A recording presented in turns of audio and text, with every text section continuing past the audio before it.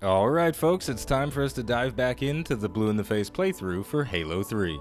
As always, there's a lot of bad guys to shoot and a lot of interesting things to talk about, so let's get into the gameplay and continue experiencing this classic game.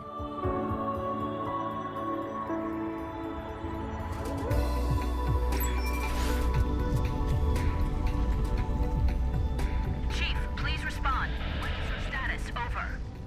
If you can hear me, find transport. Head to the town of Want me to find transport?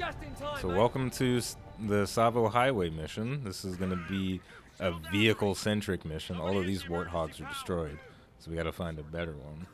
And, oh, we got a shotgun here. I'll swap that out for the assault rifle. So now we've got the battle rifle and the shotgun. It's a very powerful setup. And here we go. We're going to go on a nice warthog mission. Let's mount up. Unfortunately, I'm going to have an AI gunner, which is always a little bit disappointing, but it'll probably be okay. Halo 3 and I think all of the Halo games have co-op, and I know Halo 3 had 4-player co-op. I'm pretty sure it still does in the Master Chief Collection. And anytime there's a mission with a vehicle, co-op is more fun than playing single player because you get to have a friend manning the gun and complaining about your bad driving. But, you know, we'll make it work. We'll do what we can do. Now, the music is grooving again, so we're going to groove with the music. I almost forgot. I haven't listened to the Halo soundtrack for a little while, so I'm constantly surprised by how much groove there is in all of the songs. Like, right now, I'm going to just... Well, first I'm going to crash, but as soon as I get back into the Warthog, I'm going to let you guys listen to the groove of the song and all of the coolness that's going on with it. And, you know, just to make it a little bit more pronounced, we'll lower the sound effects a bit so you can really hear the music going on. Because the musical experience for Halo is so important.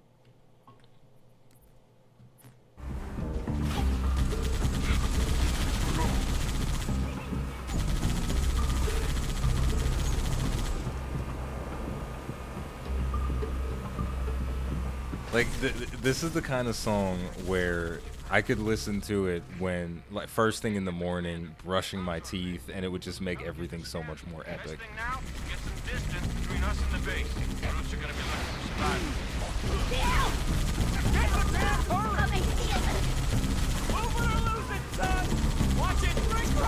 And then it starts to pick up. Then we get more instruments coming in. There's gonna be a little bit of guitar coming in. There's so much going on. If this doesn't make you feel like a badass, I don't know what does. I'm not even going to stop to kill that brute. We're just driving. We're just going.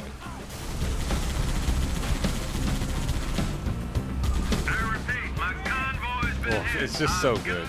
I don't even feel the need to lower raise back up the sound effects volume because the soundtrack is just so good. Whoop. I keep messing up and flipping over the Warthog. Did I kill the Marine? No, they're still alive. Get back in. Get back in.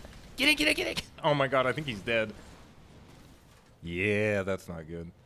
I partly contributed to that. All right, well, Houston, we have a problem. My vehicle does not have a driver anymore, so I'm going to have to simultaneously drive and operate the gun. And oh, wait, is that a Marine? Get in, get in, get in, get in. Get in. Get in, get in, get in. No, no, no, no. Get in, get in, get in. Come on, get in, get in. Get in. Please. Thank you. Okay, the music stopped though. But yeah, it's a pretty big surprise to me that the Halo soundtrack is so. It's got so much of a groove and a vibe to it. You would expect there to be a very serious tone being taken and almost a very ominous tone, and there are ominous tones that come out. But there's a really good mix of dread and ominousness and the choirs and the strings with also electronic sound effects and just stuff that sounds really really freaking badass and makes you feel like a hero coming in to save the day. All right, the Marine AI is actually doing a fantastic job of manning the gun and prioritizing the right targets that need to be prioritized. So I'm very happy about that. Hey, get in. Get in, get in, get in. There you go. We did take a lot of damage. Oh crap, there's a turret. I didn't even see that. I think my Warthog is going to explode pretty soon, which is terrifying because it is basically completely destroyed. Space bugs? Uh-oh. Are they coming out of that? Yes, they are. Let's put some distance between me and the space bugs. And you know what? I'll get out and fire with them to hopefully make this a little easier. Take down that barrier, Chief. Power supply should be inside the tunnel. Power supply inside the tunnel? Now, if I'm remembering right from way back when I last played this, yep, you can just walk through the barrier and destroy the thing, but the vehicle can't drive through it. And here we've got one of the prophets talking through one of their devices. Let's continue on, though. Man, my Warthog took a beating. One of the brake lights is out in the back. We're going to get pulled over. I smell marijuana in the car. Can you step out of the car, Master Chief? I smell marijuana. Anyway, we got a checkpoint. Commander, this is only Recon 111. The cruisers are up. They found me. Say again, Recon? You're breaking up. Something in the crater, ma'am. Something beneath the storm. Now this is a really beautiful skybox. It looks a little bit dated. There's plenty of stuff in Halo 3 that looks dated, but if you imagine at the time, the skybox is impressive, and the atmosphere that was created by that big Covenant ship that flew over us is pretty impressive. So the first time you do play through it, you kind of come over here and you're like, what the actual... Look at all these banshees flying through the storm, and then something is being excavated by that ship. What's going on? You know, it's all been set Master up. Chief, finally a good connection. Truth has excavated a Forerunner artifact. We have to assume it's the Ark. Keep pushing to the town of Boyd, Chief. Resupply birds will meet you in the next valley. Right, so the things that I was just looking at was a Forerunner artifact that's been objectified, excavated by the Prophet of Truth. And we certainly have to figure out what that is and try to put a stop to it. Now, my shotgun's not going to have too much value right now because a lot of these enemies are really far away from me. But that's okay. If something does push up, I'll just blast it in the face. And it'll get obliterated. Got that brute shot off in the distance. Let's get into cover and deal with that. There we go. But I suppose on the subject of the shotgun, I was talking a little bit last time about the difference between changing something. And, whoa, he's trying to be too cool for school. There's a difference between changing something and just adding new things without keeping the old, and having fan service in an appropriate way.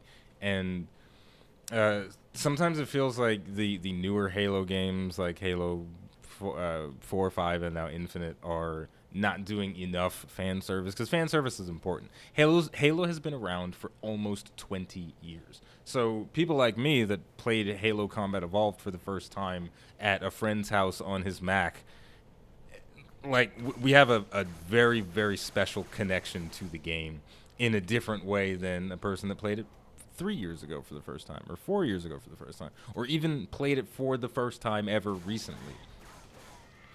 But it's important to simultaneously give the fans of the game who have been with it for 20 years what they know and remember, while also giving them new things. And the original trilogy and Halo Reach did that flawlessly. And we've got a bunch of mines that we can throw out, and we have a turret that we can man over here, so I'm going to try to do something with it.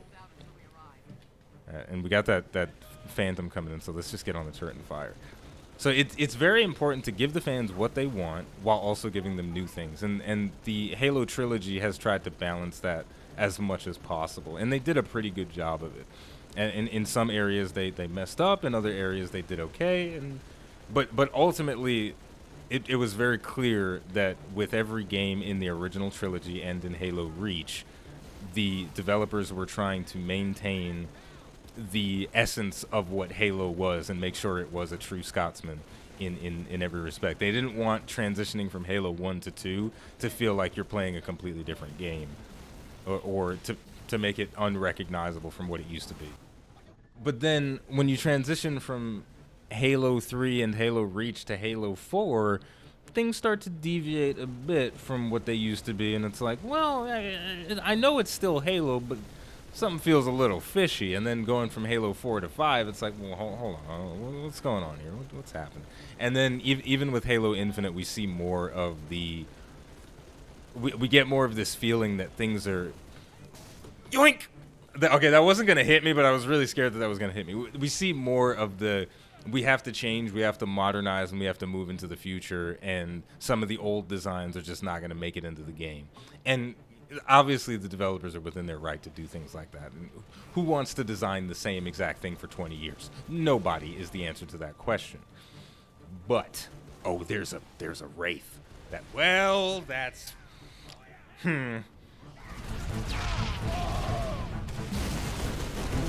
There's a place for fan service.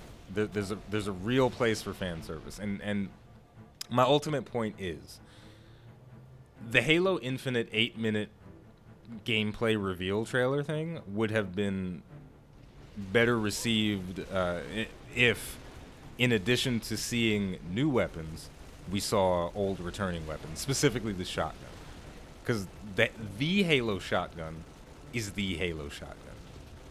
It's okay to have more than one shotgun in Halo. But by God, if I don't have the shotgun, I'm gonna be a little bit sad. You know what I'm saying? And this is not something that's exclusive to gamers. Every fan base for a thing wants their intellectual property preserved. And I could get into that Warthog, but I have a tank, so I'm not gonna do that. So, okay, I'll put it to you this way. Imagine if in the new Star Wars trilogy, episodes, 7, 8, and 9, imagine if they redesigned Chewbacca. Like, what? The world would have been set on fire if they redesigned Chewbacca. Ugh. But forget about that for a moment. We're inside of a Wraith, and we're blowing stuff up. But also, there are 2 turrets that are really laying into me right now, and I don't want to die. But I don't think I can prevent that.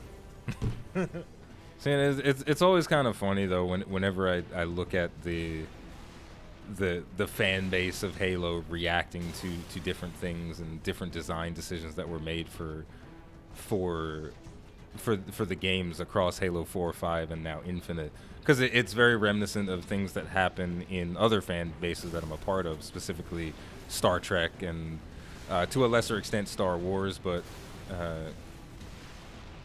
there's always going to be, to a certain degree, a negative response to when things are changed and the original stuff isn't preserved in some way, or at least given a nod to. And unfortunately, the Wraith really struggles against mobile targets like the Chopper. I almost feel like I should have taken the Warthog, but we're just going to make it work. I'll just have to be not trash. Well, I'm trash. Oh, I'm going to die. Oh, this is bad. No, this is really bad. All right, let's get out. Okay, this does not feel like a good idea. Hello. That was a bad idea.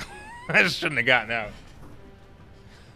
All right, let's. Okay, so there's 3 choppers and a Wraith. This is very bad. Okay. New plan. Come here. Come here. Come here. Wait.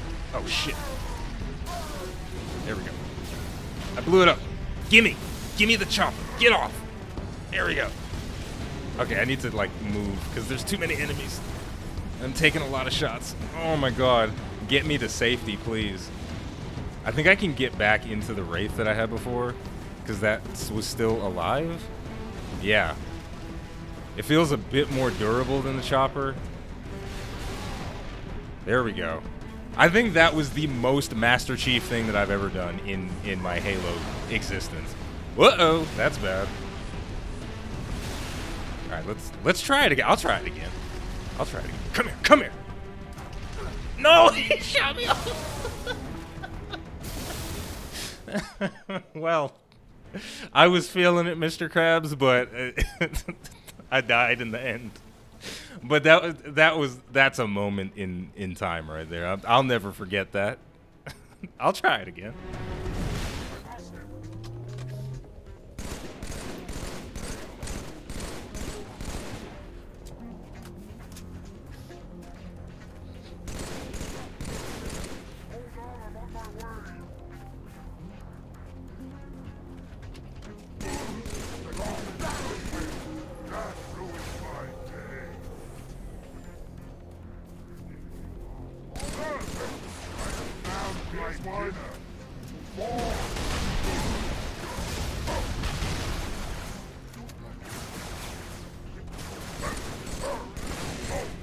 That sucks.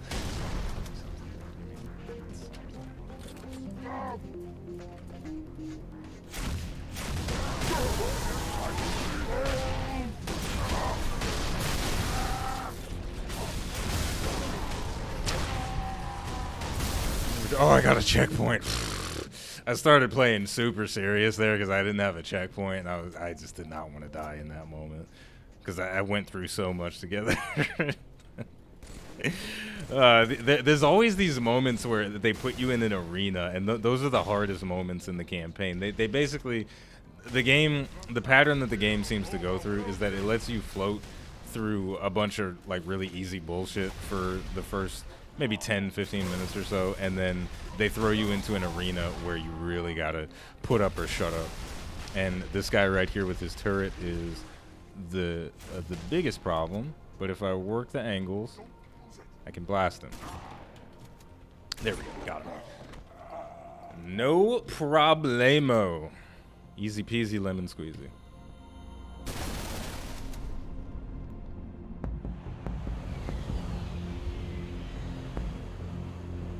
Lord Hood, we made it. Music to my ears, Commander. What about the Ark? Fully uncovered, sir. And we don't have much time. Marines, the Prophet of Truth doesn't know it yet, but he's about to get kicked right off his throne. You will take our city back and drive our enemy into the graves they've been so happily digging. One final effort is all that remains.